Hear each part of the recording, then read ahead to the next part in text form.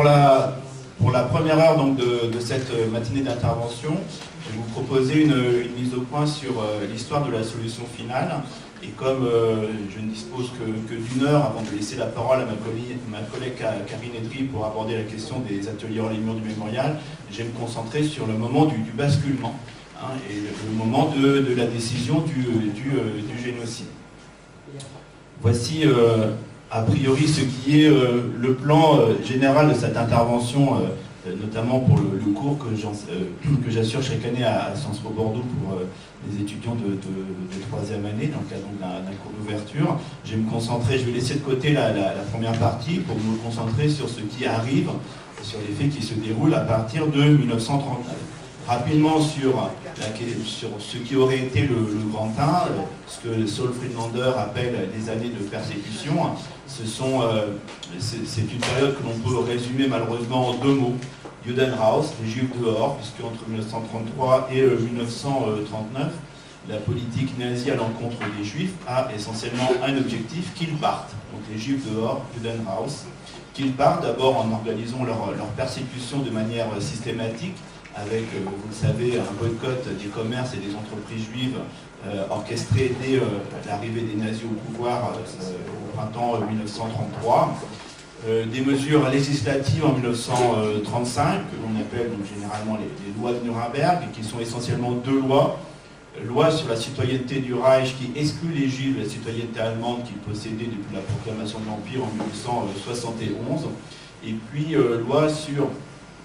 loi pour la protection du sang et de l'honneur allemand, le titre extrêmement important, qui en fait interdit les mariages entre personnes considérées comme juives et personnes considérées comme allemandes, interdit même les rapports extra-conjugaux entre juifs et allemands, et interdit même aux familles allemandes, aux familles juives, d'avoir à leur service des domestiques allemands de moins de 45 ans. Pour éviter que des amours ancillaires ne donnent naissance à des bâtards judéo-allemands. Donc une obsession du mélange des sangs et de l'avantardissement du sang allemand par les Juifs. L'année extrêmement importante au cours de cette période, c'est évidemment l'année 1938, d'abord avec l'Anschluss, qui au terme duquel donc, les Juifs autrichiens vont se voir appliquer l'ensemble des mesures restrictives et de persécution mises en œuvre en Allemagne depuis 1933, avec une difficulté du point de vue des Allemands eux-mêmes, des nazis eux-mêmes, c'est qu'il y a deux objectifs contradictoires dans la politique nazie. Le premier objectif, c'est de construire un Reich millénaire s'étendant vers l'Est, que vous enseignez à vos élèves, donc le fameux Lebensraum, cet espace vital, cette extension du Reich vers l'Est. Et cet objectif rentre en contradiction avec la volonté de débarrasser l'Allemagne, le sol allemand, de la présence physique des Juifs, puisque c'est précisément à l'Est de l'Europe que vit le nombre de Juifs le plus important. Et cette contradiction, elle apparaît dès l'Anschluss, puisque dans l'ensemble du Reich, dans ses frontières de 1937, il y avait environ 500 000 personnes qui vont être considérées comme juives par les nazis, or qui représentaient moins d'1% du total de la population allemande, et j'insiste sur le fait que ces gens étaient des Allemands, et en Autriche, les juifs représentaient 3 à 4% de la population totale, si bien qu'avec l'Anschluss, eh bien, les effets de la politique d'expulsion, d'émigration forcée sont annulés, puisque environ 150 000 personnes avaient fui, 150 000 juifs avaient fui le Reich avant l'Anschluss. Or, avec l'Anschluss, ce sont 180 000 à 200 000 juifs qui rentrent dans les frontières de l'Allemagne. Donc, ces juifs autrichiens eh bien, vont immédiatement être victimes des mesures de persécution, et avec la volonté d'accélérer leur émigration, ce que va mettre en œuvre en particulier Adolf Eichmann, qui met en place à Vienne, donc en avril 1938, un centre d'émigration juive pour accélérer leur départ. 1938, c'est aussi l'année de la confiscation générale des biens appartenant aux Juifs, qui est mise en œuvre par Göring, et puis c'est aussi l'année de ce que l'on appelle le pogrom de la nuit de cristal. Il faut éviter d'appeler simplement nuit de cristal, puisque c'est un terme de la presse allemande de l'époque, et que c'est un terme euphémisant, parce que ça n'était pas uniquement des bris de vitres bien évidemment, mais des centaines d'assassinats, des milliers de victimes, des viols malgré l'interdiction des relations sexuelles avec des juifs, et puis des saccages systématiques de magasins et aussi d'appartements, et puis l'arrestation de 30 000 hommes juifs. Et c'est la première fois que des juifs en tant que tels sont massivement arrêtés pour être internés dans des camps de concentration. Ils vont y rester peu de temps en réalité, puisque l'objectif encore est de forcer les juifs à partir. Et donc l'essentiel des juifs arrêtés pendant le pogrom de novembre 1938, ce que l'on appelle aujourd'hui en Allemagne un November Pogrom, pour ne pas reprendre le terme nazi de Dmitri Stahl. Ces hommes sont en général libérés assez vite contre l'engagement de quitter l'Allemagne en abandonnant tous leurs biens.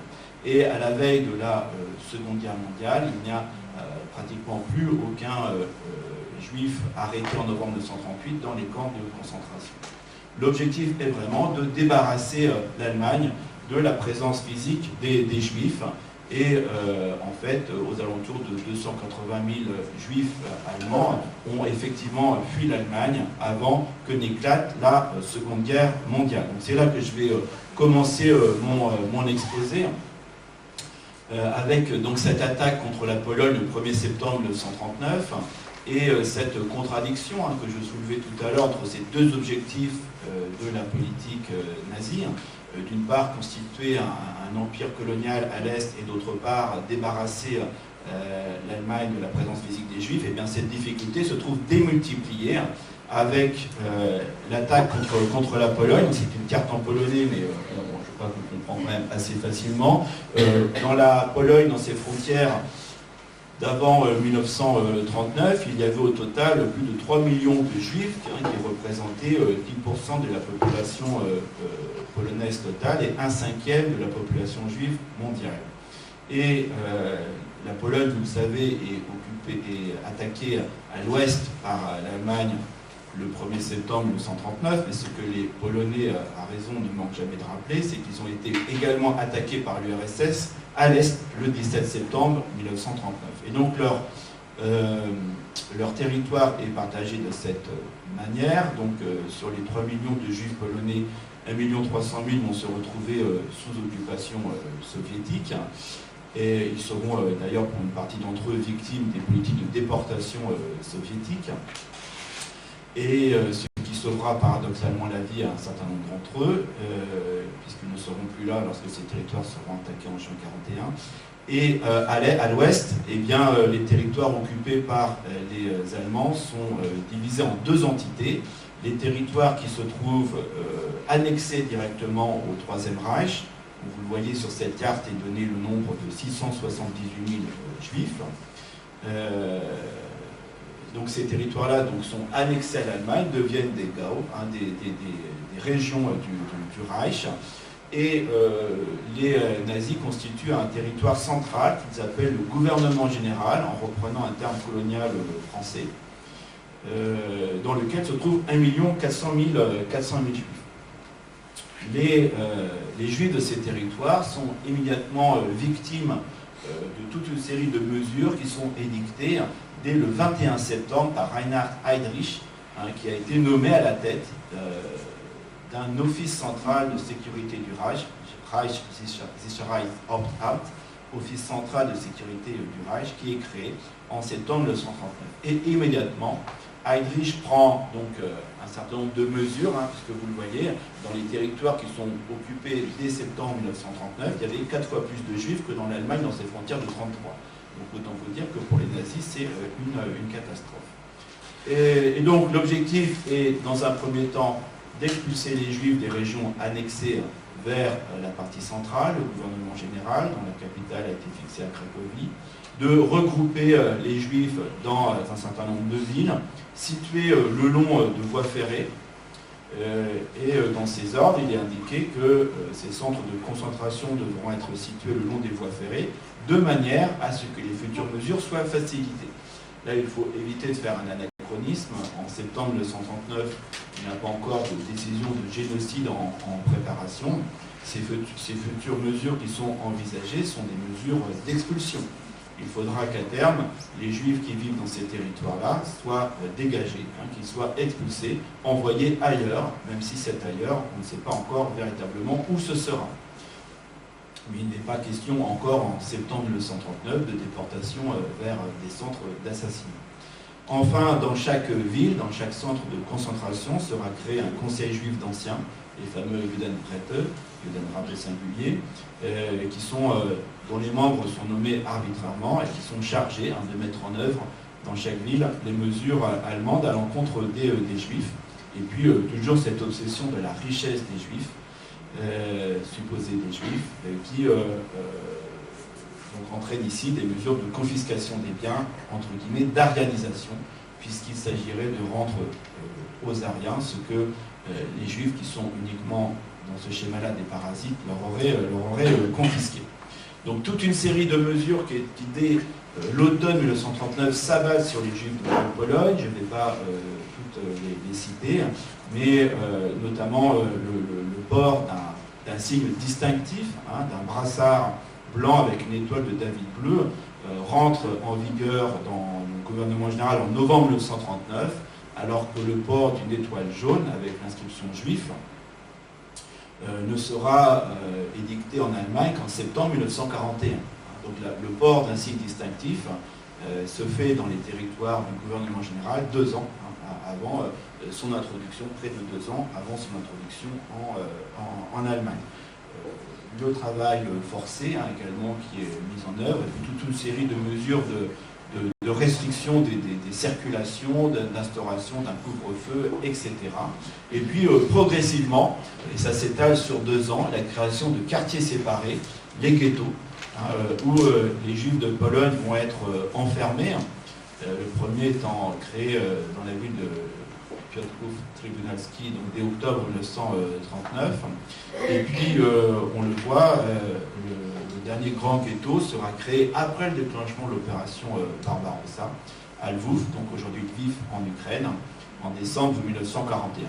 Ces ghettos, en général, les nazis ne les appellent pas des ghettos, mais des quartiers juifs, ou des zones de résidence pour les juifs, ce qui est là encore, bien évidemment, un vocabulaire volontairement euphémisant, puisqu'il s'agit de quartiers où la population juive, en attente de son hypothétique expulsion vers un autre territoire, est enfermée, le plus souvent pour des raisons prétendument sanitaires, les juifs étant réputés vecteurs de maladies, notamment du typhus. Il faudrait les isoler et les mettre en quarantaine.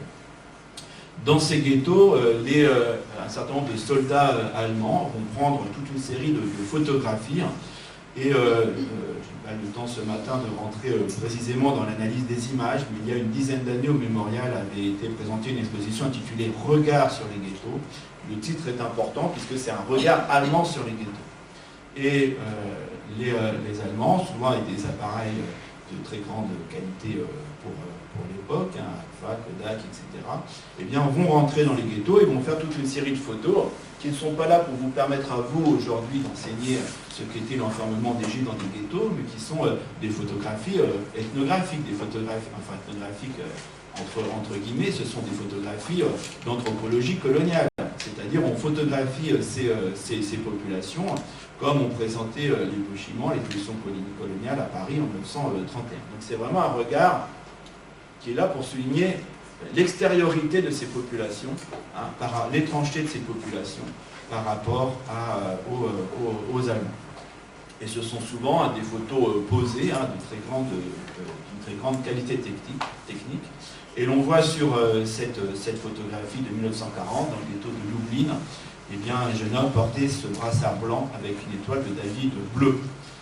Le marquage, on le retrouve dans les territoires annexés au Reich, à l'ouest de la Pologne, avec 2 étoiles, une étoile sur la poitrine et puis une étoile dans le dos. Cette étoile dans le dos, ce n'est pas une anomalie, c'était le signe que les Juifs des territoires polonais annexés au Reich devaient porter, une étoile sur la poitrine et une étoile cousue dans le dos. Ces ghettos sont parfois entourés d'un mur, ici le ghetto de Varsovie et le ghetto de Cracovie, mais ça n'est pas toujours le cas, et notamment dans le ghetto de Łódź, Liesmanstadt en Pologne, donc au centre de la Pologne. Eh bien, c'est simplement des palissades et des barbelés qui entourent une partie du quartier de Boronté, le quartier assez déshérité au nord-ouest de la ville, où les Juifs sont enfermés. Et vous voyez que le quartier, une énorme pancarte qui est marquée Wohngebiet der Juden, donc zone d'habitation, zone de résidence, territoire d'habitation des Juifs, et entrée interdite. Entrée interdite, pourquoi? Eh bien parce que ce territoire est infesté par les maladies et infesté par le typhus, donc il ne faut pas que les Allemands y pénètrent. Tenir les Juifs à distance, c'est ce que nous appellerions avec le vocabulaire d'aujourd'hui un geste barrière, un geste sanitaire. Les Juifs sont porteurs de virus, il faut se tenir à distance.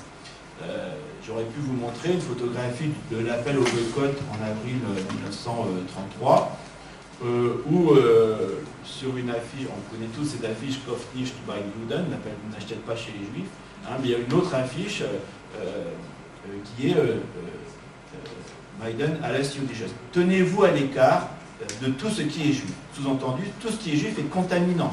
Voilà. Donc ne touchez pas ce qui est juif, vous allez tomber malade. Voilà. Évitez tout ce qui est juif. Il faut que les juifs se tiennent à l'écart. Donc ce vocabulaire euphémisant qui parle de zone de résidence pour les juifs, le terme ghetto n'étant pas utilisé.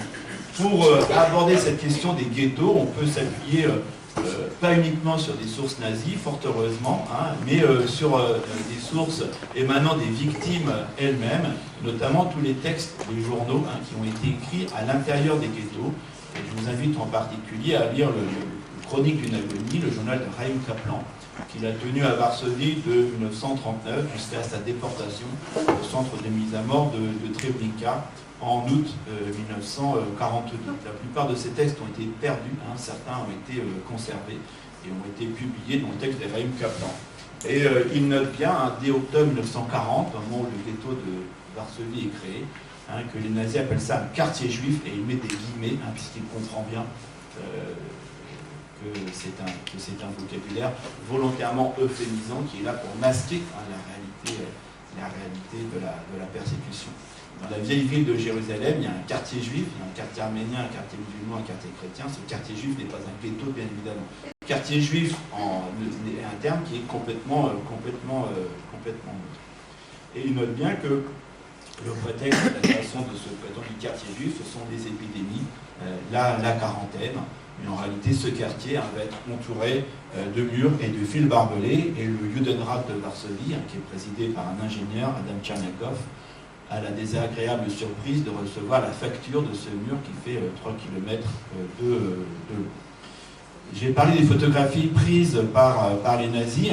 D'autres photographies ont été prises par les victimes elles-mêmes, notamment ces photographies qui ont été retrouvées après-guerre dans les archives du groupe Ringelblum, Emmanuel Ringelblum étant un historien qui était enfermé dans le ghetto de Varsovie et qui a constitué un groupe clandestin pour récolter des archives sur la vie et la mort à l'intérieur du ghetto. Et donc, dans ces archives, on voit que les Juifs ne pouvaient survivre qu'en essayant de faire de la contrebande pour se procurer de la nourriture. Et on a là une photographie qui, évidemment, n'est pas une belle photographie en couleur bien cadrée, mais une photographie clandestine qui est là pour documenter la faim à l'intérieur du ghetto et la contrebande avec l'extérieur. Emmanuel Ringelblum, qui a été assassiné en 1944, avec sa femme et son fils à la prison Pawiak à Varsovie, après que sa cachette a été découverte. Emmanuel Ringelblum nous a laissé une chronique du ghetto de Varsovie, dans laquelle, dès mai 1941, donc 6 mois après la création du ghetto, il note l'énorme mortalité qui frappe la population du ghetto et les fosses communes qui sont remplies jour après jour des morts qui sont ramassés dans les rues. Le diaporama, vous l'aurez, donc je me permets de passer rapidement, le but n'est pas de lire des pavés de texte. Et en octobre 1941, le gouverneur général de Pologne, Hans Frank, prend la mesure suivante, désormais tout juif pris en dehors des frontières d'un ghetto sera passible de mort, ce qui se traduit en général par des exécutions sommaires, et également toute personne qui aurait consciemment procuré un abri à des juifs. Alors, il y a beaucoup de recherches qui sont menées actuellement en Pologne, en dépit de la politique du gouvernement du Parti Droit et Justice, pour mettre à jour ce qu'a été le sort des juifs ayant fui les ghettos, ce qui amène les historiens à soulever un certain nombre de points désagréables sur l'absence d'aide, voire les dénonciations ou les meurtres commis par des Polonais à l'encontre des juifs. Mais par ailleurs, il faut souligner que toute aide apportée à des juifs était passible de mort, ce qui s'est traduit effectivement par un certain nombre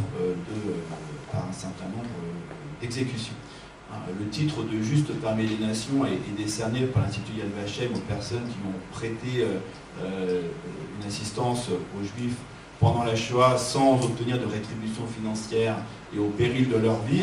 Alors, au péril de leur vie en France, en général, non. On ne connaît pas véritablement de cas de personnes qui auraient été déportées ou assassinées uniquement pour avoir prêté assistance aux Juifs. En revanche, en Pologne, l'une des raisons pour laquelle les Juifs ont si peu été aidés par leurs anciens voisins chrétiens, c'est cette terreur imposée par les Allemands. Alors, entre 1939 et 1941, il y a 2 années charnières, puisque les nazis vont basculer d'une politique d'expulsion forcée, de départ, d'émigration des Juifs, à une politique de génocide. Mais entre-temps, il y a ces 2 années au cours desquelles ils vont s'efforcer de trouver un territoire où se débarrasser des Juifs qu'ils ne veulent plus voir dans les territoires dominés par l'Allemagne. Ce sont essentiellement 3 solutions territoriales qui sont envisagées. La première, qui est mise en œuvre par Eichmann dès le début de l'occupation de la Pologne, c'est regrouper les Juifs au sud de Lublin, dans la région de Nisko. Ces déportations sont mal préparées, mal organisées par Eichmann lui-même, et cette politique est rapidement abandonnée. L'autre idée, c'est d'envoyer les Juifs en Union soviétique, puisqu'entre 1939 et 1941, l'Allemagne est l'allié de l'URSS, et donc les offices d'émigration des Juifs créés à Vienne et Berlin vont prendre contact avec les autorités soviétiques pour qu'elles acceptent, dans le cadre des échanges de population prévus par le pacte Ribbentrop-Molotov, environ 500 000 Juifs qui pourraient être placés en Ukraine ou alors au Birobidjan, cette république autonome juive créée par Staline à la frontière chinoise. Staline avait l'espace pour envoyer les Juifs le plus loin possible, et il ne s'en est pas privé en envoyant un certain nombre d'entre eux à la frontière chinoise, dans cette république autonome située dans les confins du territoire soviétique. Mais les soviétiques s'en tiennent à ce qu'ils ont signé en août 1939 et ne donnent pas suite à cette demande des autorités allemandes.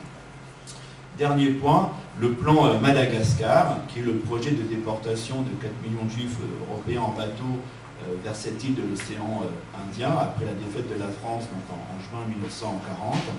Mais pour pouvoir transporter les Juifs en bateau vers l'océan Indien, il faut contrôler les mers, il faut contrôler en particulier le canal de Suez.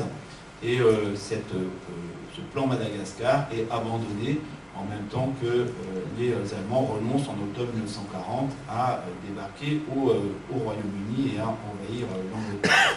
Et cette politique sera définitivement abandonnée en janvier 1942, ce qui montre que là, il y a un basculement définitif vers une autre politique. Ce plan Madagascar, qui nous paraît une politique complètement ahurissante, c'est véritablement un projet sur lequel Adolf Eichmann, qui était chargé de l'immigration des Juifs au sein du RSHA, a très sérieusement travaillé pendant des mois. Et cet objectif, c'est vraiment d'envoyer les Juifs le plus loin possible. Avec le déclenchement de l'opération Barbarossa, les nazis espèrent d'abord conquérir de vastes territoires pour l'expansion coloniale de l'Allemagne à l'Est. Je vous renvoie au livre de Christian Ingrao, paru au Seuil en 2016 sur la promesse de l'Est.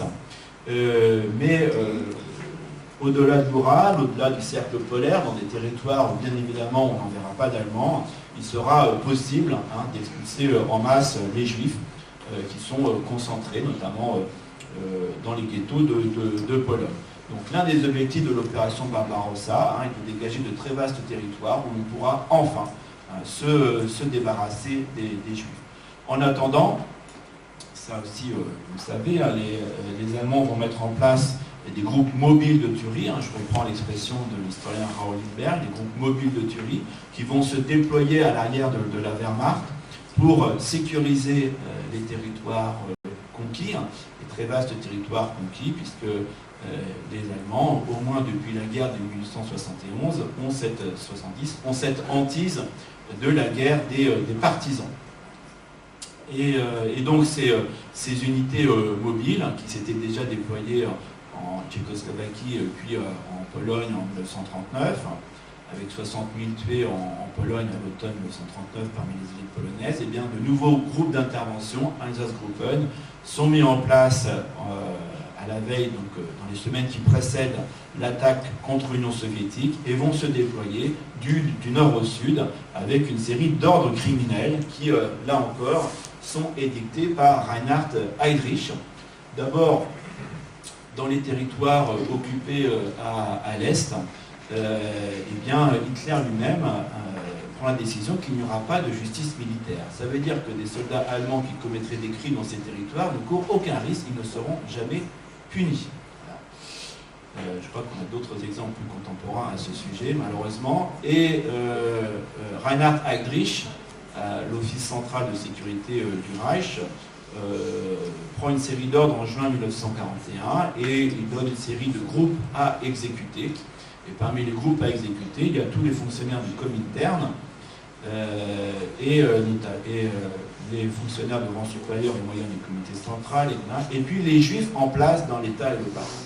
Donc, au début de l'invasion, les groupes mobiles de tuerie reçoivent l'ordre d'exécuter les Juifs en place dans l'État et le parti. Ce qui est la traduction du mythe du judéo-bolchevisme. Les nazis étant convaincus qu'en URSS, ce sont les Juifs qui contrôlent le pouvoir et qui contrôlent des masses slaves.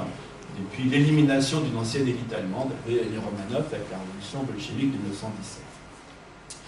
Donc cette idée que l'URSS est contrôlée par les Juifs se traduit par cet ordre de liquider les Juifs en place dans l'État et le parti. Mais en fait, très vite, les exécutions vont frapper l'ensemble de la population juive. Dès les premiers jours, les premières semaines d'attaque contre l'Union soviétique, dès que des soldats allemands sont tués par l'arrière-garde, des groupes de partisans qui commencent à se constituer, on exécute des Juifs.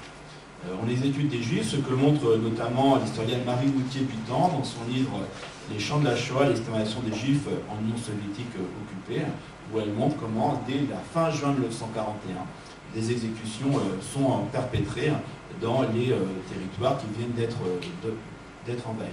Et ces exécutions vont monter en puissance tout au long de l'été 1941, inclure de plus en plus des femmes et des enfants, et en août 1941, Himmler lui-même ordonne qu'à partir de août 1941, les femmes et les enfants soient systématiquement inclus dans les tueries perpétrées par les Einsatzgruppen. Et dès lors, les historiens parlent de génocide localisé. Il n'y a pas encore de génocide à l'échelle européenne, mais il y a déjà un génocide en cours, puisque tous les Juifs sont visés sans distinction d'âge et de sexe dans les territoires soviétiques occupés à l'arrière du front de l'Est. Ces exécutions massives, que nous n'appellerons pas ici la Shoah par balle, qui est une expression qui est apparue il y a une quinzaine d'années, mais qui n'a pas beaucoup de sens d'un point de vue historique, ces exécutions massives se traduisent par des centaines de milliers de victimes avant même la conférence de Wannsee en janvier 1942. L'expression Shoah par balle n'a pas beaucoup de sens parce que vous ne pouvez pas saucissonner un meurtre en méthode d'assassinat. Les historiens analysent la Shoah territoire par territoire, mais on ne peut pas découper le meurtre des Juifs en Shoah par balle, Shoah par gaz, Shoah par la faim, Shoah par le typhus. Enfin, Ça n'a pas véritablement de sens, sachant que les mêmes unités dans les mêmes territoires, selon des considérations purement logistiques, vont ou fusiller ou déporter en train vers des centres de mise à mort. Alors, j'en viens à l'automne 1941, et j'ai l'œil sur la montre. À l'automne 1941, les nazis se retrouvent dans une situation où, à l'est de l'Europe, vous avez des tueries massives qui ont largement commencé avec les massacres commis quotidiennement par les Einsatzgruppen. Vous avez des millions de juifs qui sont enfermés dans les ghettos en Pologne. Et puis, vous avez surtout une agitation qui commence à se faire dans le Reich, puisqu'il était prévu qu'après la victoire qu'on pensait rapide contre l'Union soviétique, eh bien, les Juifs d'Allemagne seraient envoyés à l'Est et que, enfin, le sol allemand serait définitivement libéré, entre guillemets, de la présence physique des Juifs. Or, la victoire à l'Est se fait attendre. Les généraux comprennent assez vite qu'ils sont engagés dans une guerre longue, meurtrière, sur un front extrêmement étendu. En 2 mois, au cours de l'été 1941, les Allemands perdent autant d'hommes et de matériel qu'ils n'en ont perdu au cours des campagnes précédentes entre 1939 et 1941. Et surtout, entre 1939 et 1941, il n'y avait pas de guerre continue. Il y avait des campagnes successives, toujours victorieuses. Or, à partir de juin 1941, il y a une guerre continue, puisque l'Union soviétique, certes, va céder beaucoup de territoires, que plus de 5 millions de soldats soviétiques vont être faits prisonniers, dont 3 millions périront, mais le front ne cède pas, et en particulier, donc, les soviétiques réalisent une première contre-offensive devant Moscou en décembre 1941. Donc dans ces semaines de l'automne 1941, vous avez donc en Allemagne une pression pour que l'on commence à expulser et déporter les Juifs vers l'Est, également en Pologne, puisqu'il était prévu qu'après la victoire contre l'Union soviétique, on pourrait donc vider les ghettos de Pologne vers l'Est. Et donc, voyant que ces déportations vers l'Est ne peuvent pas avoir lieu tant que la guerre n'est pas finie, on commence à envisager dans ces territoires polonais des mesures criminelles, et notamment ici dans la région de Poznań, dans l'ouest de la Pologne, un chef de bureau qui dépend donc de l'administration d'Eichmann, commence à se demander si, plutôt que de laisser mourir les Juifs de faim, il ne faudrait pas trouver, pour les Juifs inaptes au travail, un moyen quelconque rapide et efficace. En tout cas, ce serait plus agréable, écrit-il, que les laisser mourir de faim. Et dans le même contexte, à l'été 1941, Hermann Göring, qui était en charge donc, du ministère de l'économie et donc de la confiscation des biens appartenant aux Juifs, va signer un courrier destiné à Reinhard Heydrich, le chargeant de trouver une solution d'ensemble des Endlösung, ou une solution définitive, Endlösung, à une prétendue question juive. Et un courrier d'ailleurs qui mériterait une longue analyse, tant le sort des millions de personnes est noyé sous un vocable technocratique. Un vocable bureaucratique, là encore, destiné à masquer la réalité des conséquences humaines des décisions qui sont en cours. Mais en juillet 1941, cette solution d'ensemble, cette solution définitive, c'est encore l'idée qu'il faudra trouver un territoire vers lequel expulser les Juifs.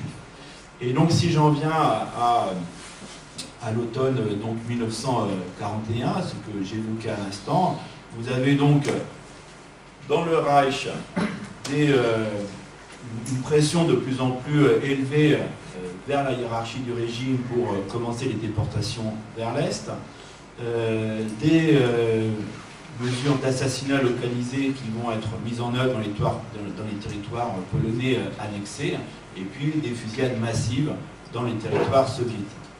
Alors, L'idée est vraiment que, en particulier Goebbels, qui est non seulement le ministre de la propagande, mais également le Gauleiter de Berlin, veut vraiment que la capitale allemande, on est en 1941, 8 ans après la prise du pouvoir, enfin l'arrivée des nazis au pouvoir, soit enfin libérée des juifs, Judenfrei, pour reprendre un qualificatif nazi, donc avec des guillemets, puisqu'il y a encore près de 200 000 juifs dans la capitale allemande. Or, en septembre 1941, Hitler va enfin donner son accord pour que ces déportations commencent. Et donc, à partir d'octobre, vous avez des déportations des déportations qui commencent depuis l'ensemble des villes allemandes, et y compris d'ailleurs le Luxembourg, qui est un territoire annexé, vers l'Est. Dans le même temps, les nazis imposent le port d'une étoile jaune aux juifs.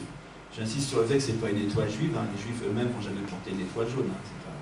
C'est un signe stigmatisant, c'est pas l'étoile de David, c'est un insigne distinctif destiné à organiser le marquage des juifs.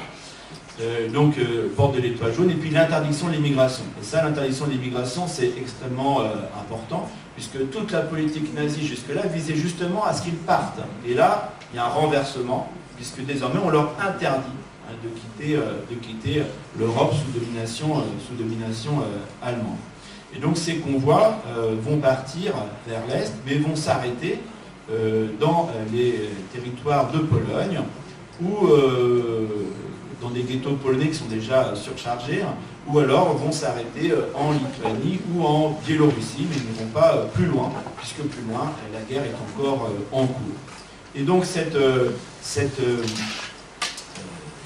déportations vers l'Est vont provoquer en cascade un problème supplémentaire pour les responsables allemands des territoires polonais occupés, et vont accélérer dans ces territoires-là la mise en œuvre de politiques criminelles, puisqu'on décide, en compensation d'une certaine manière de l'arrivée de déportés juifs allemands, autrichiens et tchèques, de se débarrasser au moins des habitants des ghettos qui sont considérés comme inaptes au travail. Et c'est la raison pour laquelle, à partir de l'automne 1941, des camions à gaz commencent à fonctionner dans les territoires polonais annexés. Camions à gaz qui, au départ, vont d'une ville à l'autre, et finalement, les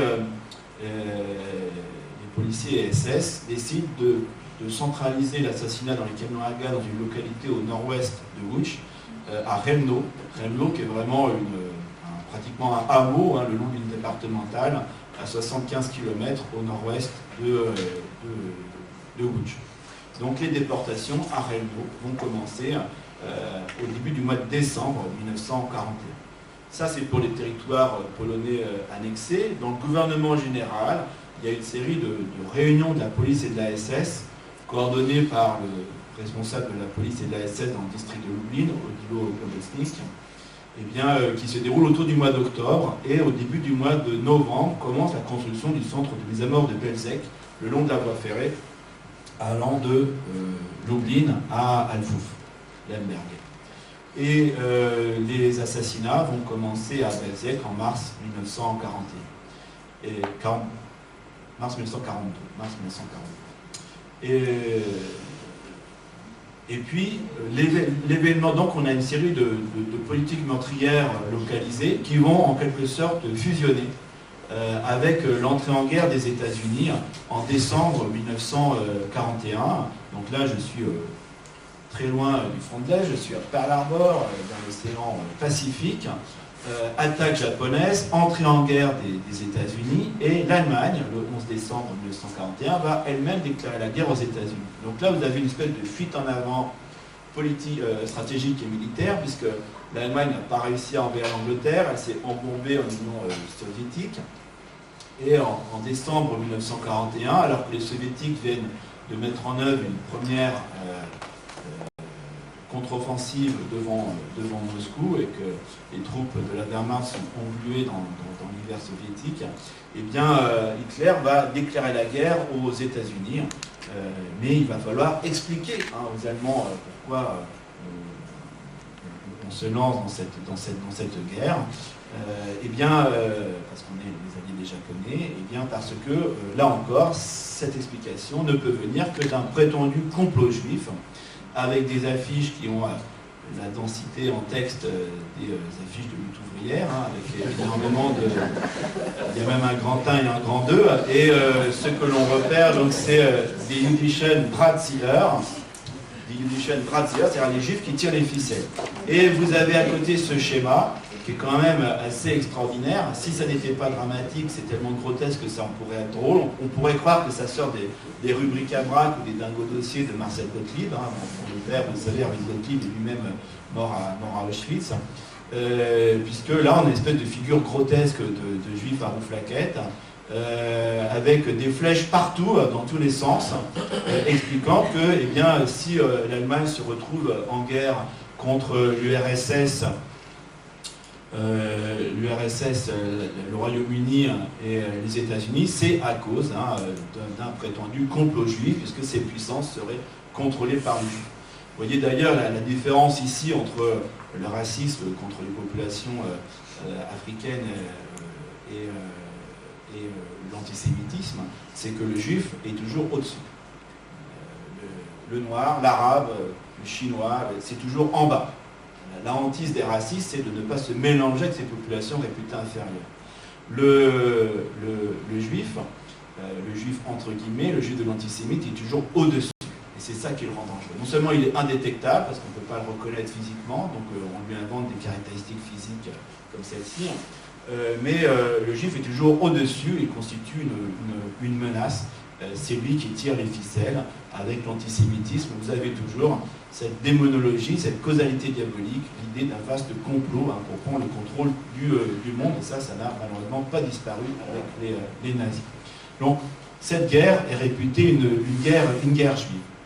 Et concrètement, les Allemands, y compris sur le terrain, se vivent en guerre contre les Juifs. Je pense que cette guerre a vraiment été provoquée volontairement par les Juifs pour anéantir l'Allemagne.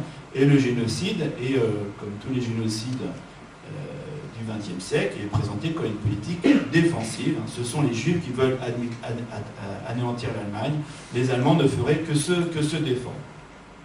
Et vous avez une cristallisation de la décision génocidaire dans les dernières semaines de l'année 1941, cristallisation sur laquelle les historiens ont écrit des pages et des pages avec des controverses extrêmement techniques et dans lesquelles je n'entrerai pas, mais on a un certain nombre d'indices qui montrent que le basculement vers le génocide s'opère à ce moment-là, qu'il ne s'agit plus uniquement d'expulser les Juifs. On en trouve une illustration dans notamment ce discours d'Hans Frank au siège du gouvernement général de Pologne le 7 décembre 1941. Hans Frank a eu la bonne idée de se faire arrêter avec son journal, ce qui, pour les juges et les historiens, est une source extraordinaire. Et dans ce discours du 16 décembre 1941, à son retour de Berlin, il indique qu'on lui a dit très officiellement qu'il n'était plus question de déporter les Juifs à l'Est, tant que la guerre contre l'Union soviétique ne serait pas terminée, et qu'il devait les liquider lui-même. Et il précise que les Juifs devront être anéantis où que nous les trouvions, partout où cela sera possible. Il indique donc qu'il n'y a pas de limite territoriale à cette politique. Et il indique qu'il y aura en janvier à Berlin, sur cette question, une grande conférence à laquelle j'enverrai monsieur le secrétaire d'État Müller. Cette conférence, c'est la conférence de Wannsee, qui devait initialement se tenir au début du mois de décembre et qui est reportée en raison de l'attaque japonaise à Pearl Harbor. Cette conférence n'est pas le lieu de la décision, aucune véritable décision n'a été prise à la conférence de Wannsee. La conférence de Wannsee, c'est le moment où une décision qui a déjà été prise est annoncée aux administrations concernées par ceux qui sont chargés de la mettre en œuvre, c'est-à-dire Heydrich, le chef de l'Office central de sécurité du Reich, et Eichmann. Eichmann, c'est toujours le monsieur qui est toujours là au mauvais endroit au mauvais moment, c'est vraiment le fil rouge, ou plutôt le fil brun de toute cette histoire-là. Et donc Eichmann rédige le compte-rendu de la conférence de Wannsee. Sur cette conférence, vous avez deux ouvrages principaux. L'ouvrage de Christian Gerlach, paru il y a une vingtaine d'années, qui est malheureusement épuisé ou alors disponible à des prix astronomiques sur des sites d'occasion. Mais vous avez de manière beaucoup plus récente, en 2019, Peter Longrich qui a publié cet ouvrage qui montre que Wannsee n'est pas le lieu d'une décision, mais qui montre quels sont les enjeux, ce qui se passe avant, après, qui assiste à la conférence de Wannsee et ce qu'on y dit. Vous voyez que même Hans Frank ne se déplace pas personnellement. Donc c'est une réunion où il y a différents responsables, mais il n'y a pas Himmler, il n'y a pas Hitler, encore moins. C'est vraiment ce que l'on appellerait aujourd'hui une réunion interministérielle. Une administration centrale réunit les représentants d'autres administrations pour annoncer qu'elle est chargée de mettre en œuvre une politique et qu'ils vont devoir lui prêter leur concours.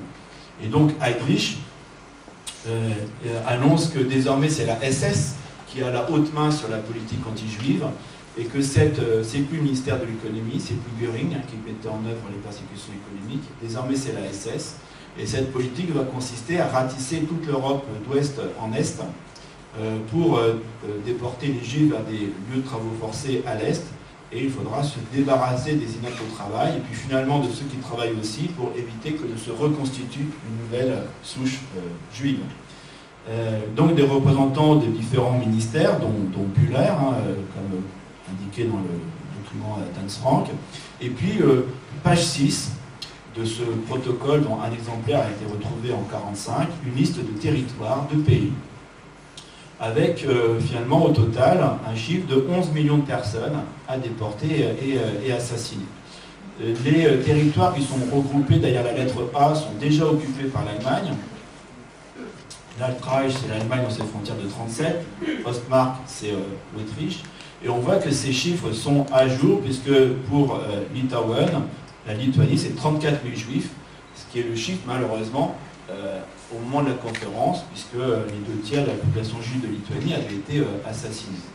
Et rapidement, on note que pour la France, il y a 2 lignes, les ZZ-Gebiet, zone occupée et zone non occupée, avec un chiffre étrange, 700 000 juifs pour la zone libre. Évidemment, il n'y avait pas 700 000 juifs dans la zone non occupée. En fait, ce chiffre, c'est les chiffres, le nombre de juifs présents en zone libre, le nombre de juifs présents dans les colonies contrôlées par Vichy, et effectivement une erreur, puisque les 165 000 juifs de zone occupée sont recomptés dans ces 700 000. Mais ce que ce chiffre nous indique, c'est que les juifs des territoires d'Afrique du Nord, de Syrie et du Liban sont comptés. Et donc cette politique n'est pas uniquement une politique européenne, c'est vraiment, comme indiqué Hans Frank, se saisir des juifs partout où l'on pourra en trouver. C'est une politique planétaire, il n'y a pas de limite territoriale à cette politique criminelle. Et cette politique criminelle va être mise en œuvre dans ce que les historiens, à la suite de Raoul Hitler, appellent des centres de mise à mort, plutôt que des camps d'extermination, puisque un lieu où on achemine des gens pour les tuer n'est pas un camp. C'est uniquement un terminus ferroviaire ou routier où on dirige les gens pour les exécuter, quelle que soit la méthode utilisée.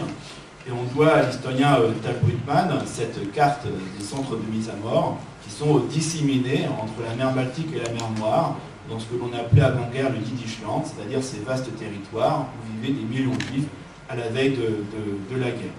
Donc il faut un peu oublier la carte des 6 camps d'extermination, dont 2 mixtes que l'on a dans tous les manuels scolaires. Les centres, d'abord parce que souvent sur ces fonds de carte, on trouve aussi les camps de concentration. Or, ce n'est pas la même politique, ce n'est pas les mêmes objectifs, ce n'est pas les mêmes territoires, c'est autre chose. Ce que l'on a appelé pendant longtemps les camps d'extermination ne dépendent pas de l'administration des camps de concentration au nord de Berlin. Ce sont des lieux d'assassinat, donc des lieux par essence temporaires, et des lieux qui sont secrets. Qui sont tenus secrets, alors que l'existence des camps de concentration est publique dès la prise du pouvoir, dès l'arrivée des nazis au pouvoir. L'existence des camps de concentration est publique, puisque pour qu'un camp de concentration fonctionne, il faut que tout le monde sache qu'il y en a. Voilà. Pour que la terreur fonctionne, il faut que tout le monde sache que si on tient des propos déviants contre le Führer, on court le risque d'être envoyé dans un camp de concentration. Et de fait, lorsque la guerre commence, il y a un peu plus de 20 000 personnes dans les camps de concentration en Allemagne. Les nazis n'ont pas besoin qu'il y en ait plus. L'important, c'est que les 60 millions d'Allemands sachent qu'il y en a. Or, les centres de mise à mort, ça peut être des lieux d'exécution dans des chambres à gaz fixes qui fonctionnent au cyclone B ou au gaz d'échappement, ça peut être des camions à gaz, ça peut être des sites d'exécution par fusillade, comme le centre de mise à mort de Ponard, à côté de Vilnius, qui est un centre de mise à mort qui fonctionne pendant 2 ans, où plus de 80 000 personnes sont exécutées, et où il n'y a jamais eu de chambre à gaz. C'est un centre de mise à mort par fusillade, où les victimes sont fusillées par des supplétifs lituaniens dans des fosses qui devaient servir pendant la période soviétique à constituer des réservoirs de carburant. Et les Allemands considèrent que ces grandes fosses circulaires peuvent servir aussi à entasser des cadavres. Ils trouvent ça très pratique. Et on a un témoignage récent qui a été publié l'année dernière sur le centre de mise à mort de Ponary, le journal de Ponary de Kazimierz Stakovic. Je pourrais vous faire suivre une bibliographie avec l'ensemble des références que je suis en train d'égrener au fur et à mesure de mon intervention. Babi Yar, c'est près de Kiev, c'est un site d'exécution que vous connaissez en raison du massacre des 29 et 30 septembre 1941, 33 000 juifs tués en 2 jours. Mais en fait, Babi Yar fonctionne pendant 2 ans, jusqu'à la fin de l'occupation de Kiev, et au total, c'est 80 000 personnes, des juifs, mais également les victimes d'autres politiques de répression, qui sont tués. Donc au total, c'est une quinzaine finalement de centres de mise à mort qui sont dispersés sur ces territoires.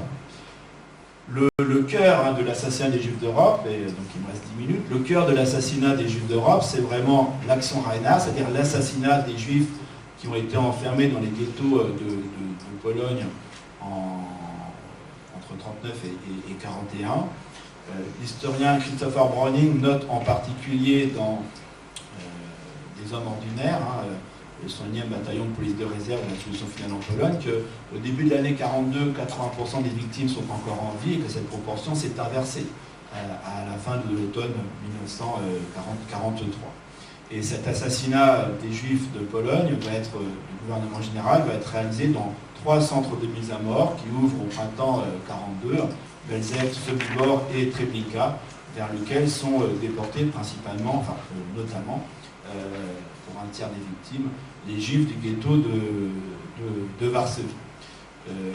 J'ai étrié tout à l'heure l'expression Shoah par balle aussi parce qu'il y a cette idée que d'abord il y aurait des méthodes d'assassinat artisanales entre guillemets où on fusille les gens, puis comme c'est trop sale on passe à d'autres méthodes réputées plus efficaces. En réalité, tout au long de cette action Reinhardt, selon les lieux, on fusille ou on déporte vers des centres d'assassinat. Et là, ce qui, pour les nazis eux-mêmes, clôt cette opération d'assassinat des juifs des ghettos du gouvernement général, c'est l'opération Erntefest, les 3 et 4 novembre 1943, qui est une opération de fusillade. Donc c'est pas d'abord les fusillades, ensuite le gaz. En fait, les opérations de fusillade continuent jusqu'à la fin. Et pendant que les centres de mise à mort du gouvernement général tournent à plein régime en 1942, les centres de mise à mort par fusillade de l'Est tournent également à plein régime. Donc c'est concomitant. Les fusillades sont concomitantes. Je vous renvoie également là-dessus au livre de Marine Mouty-Butan qui montre notamment l'organisation des centres de mise à mort par fusillade de Mawet Trostinets ou Bronia Gora en Biélorussie. Je termine rapidement sur le centre de mise à mort de Treblinka, qui est le centre de mise à mort de l'action Reinhardt le plus meurtrier, avec sans doute près de 900 000 victimes. Des déportations qui sont organisées notamment depuis le nord du ghetto de Varsovie, depuis ce que les Allemands vont appeler Longschatplatz, la place de rassemblement. Cette photographie, elle est très impressionnante quand on connaît un peu Varsovie, puisqu'on est là en fait dans la rue Stavki, au nord du quartier de Moranów, et ces 2 immeubles-là existent encore aujourd'hui. Donc quand on est dans la rue Stavki, où aujourd'hui, au moment où je vous parle, il y a des voitures qui attendent au feu rouge, eh bien on voit ce bâtiment-là qui est en fait une école post-bac, enfin l'équivalent de filière BTS en Pologne, et ce bâtiment-là, avec ses fenêtres qui sont parfaitement identifiables, donc ces 2 bâtiments-là existent encore aujourd'hui. Donc depuis cette place au nord du ghetto, les gens, à partir de juillet 1942, sont déportés vers Treblinka. Et bien que ce dessin ait pour titre Extermination Camp, ce qui est représenté n'est pas un camp. C'est un terminus ferroviaire avec des chambres à gaz et des fosses. Ce schéma, on le doit à un survivant lui-même, Samuel Willenberg, son nom est là en tout petit, qui a fait partie des fugitifs de l'été 1943, la révolte du 2 août 1943.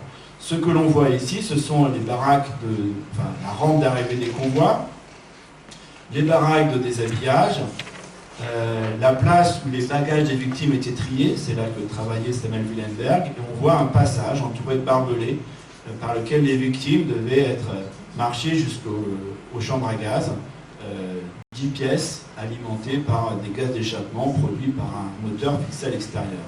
Et dans cette partie-là, eh bien, il n'y avait que les chambres à gaz, des fosses où les corps étaient enterrés et une baraque où les juifs chargés de sortir les cadavres des chambres à gaz devaient passer la nuit. Aujourd'hui, lorsqu'on va à Treblinka, le site a été complètement détruit par les nazis eux-mêmes en 1943, à la fin de l'année 1943.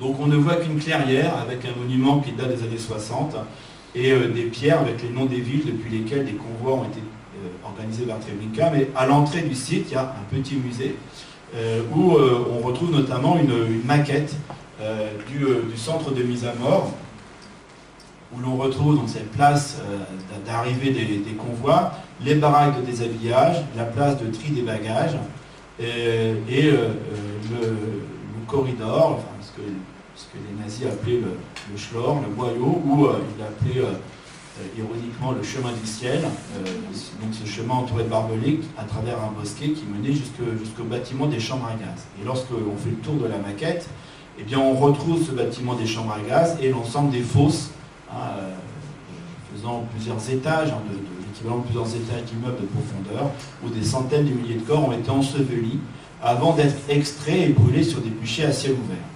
Et on a très peu de sources, évidemment, pour enseigner l'histoire du centre de mise à mort de Treblinka. On peut s'appuyer notamment sur un témoignage qui a été publié dans les années 2000, celui de Gilles Reichmann, qui, après s'être enfui du ghetto du centre de mise à mort de Varsovie, est rentré à Varsovie, où il a été hébergé par des résistants polonais. Et pendant cette période où il est caché à Varsovie, avant la révolte de la ville de Varsovie en août 1944, il rédige son témoignage. Et ce témoignage, il est extrêmement utile parce qu'il n'est pas contaminé par des lectures d'après-guerre. C'est vraiment son témoignage à la sortie du centre de mise à mort.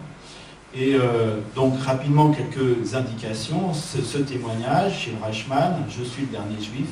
Cet autre témoignage de Yankel Viernik, qui était un menuisier, qui en raison de ses compétences a été laissé en vie par les SS, et est resté une année à Treblinka avant de s'évader en août 1943, et puis une étude universitaire extrêmement précise, d'une historienne israélienne, Amira Ostergans, parue chez Kalman Levy. Ces lieux d'assassinat, les SS ne les appelaient pas non plus camp d'extermination. Ils ne les appelaient pas en général, parce que le mieux pour que ce soit secret, c'était de ne pas en parler. Ou alors ils les appelaient camp d'Action Reinhardt. Et dans le témoignage de Samuel Willenberg, on va trouver cette indication, SS Sonderkommando Treblinka District Warschau. C'est-à-dire que le nom du lieu, eh bien, c'est par métonymie le nom de l'unité de la police et de la SS qui est stationnée. Le lieu est appelé Sonderkommando. Et vous voyez que la langue du crime, la langue nazie, est parfaitement réversible, puisque le Sonderkommando, ça peut être un groupe de tueurs, une unité mobile de tuerie à l'Est, ça peut être une unité de tueurs en Pologne. Le lieu où cette unité de tueurs est stationnée est à Birkenau, c'est le groupe des Juifs qui sortent les corps des chambres à gaz. Cette inscription Sonderkommando, qui est évoquée par Samuel Willenberg, on la retrouve sur cette photographie prise par un SS à Sobibor au printemps 1943. Ça, ce n'est pas l'entrée des convois, c'est l'entrée des SS. Et enfin, je termine d'un mot sur Auschwitz, qui a une double fonction, et c'est ça qui est particulièrement compliqué lorsqu'on aborde l'histoire d'Auschwitz.